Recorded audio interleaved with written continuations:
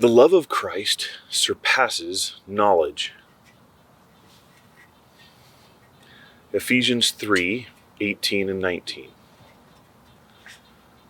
That you may have strength to comprehend with all the saints what is the breadth and length and height and depth, and to know the love of Christ that surpasses knowledge, that you may be filled with all the fullness of God.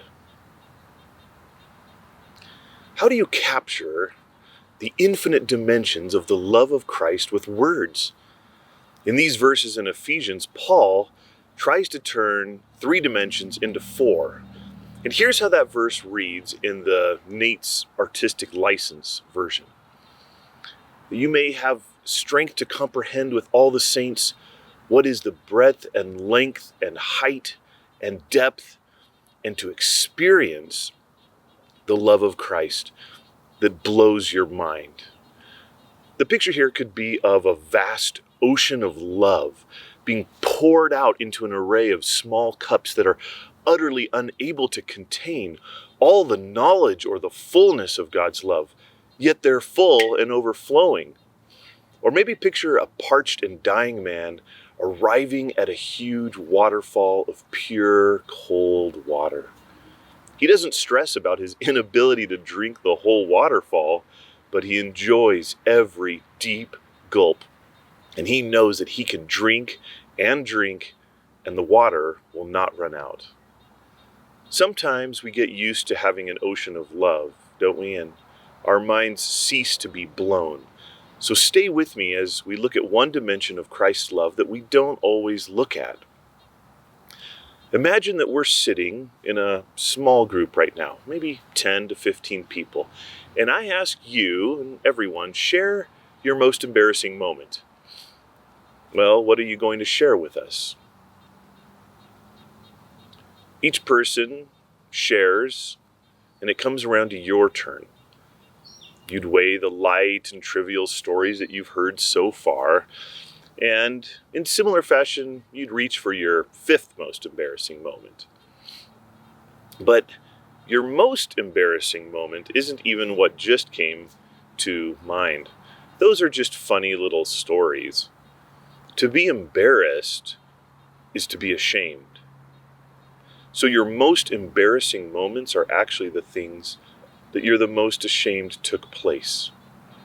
This is deeper. This is darker. We don't share these stories around the campfire and laugh.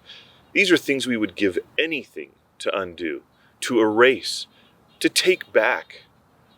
But you can't. Well, what if I held out to you a big red button and told you that if you push it, every single moment of shame from your life would disappear from your life and would transfer to mine? Those bad things would never have happened, and you would be completely free of them. Well, some of you would see this as the chance of a lifetime. You would tackle each other on the way up to push that button. Others would feel that that'd be a horrible and unfair thing to do to me, and both feelings would be valid.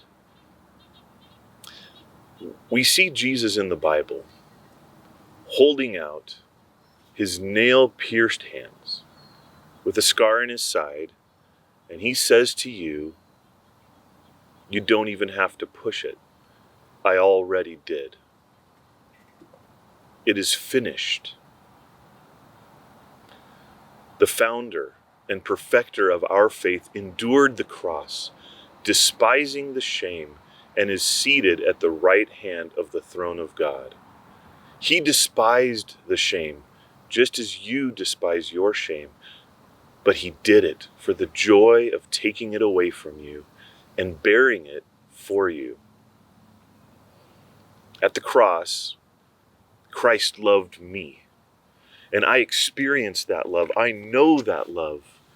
And when I die, I will really know and really experience the exchange of all my sin, my shame, my guilt, my brokenness completely removed. That is a love that blows my mind.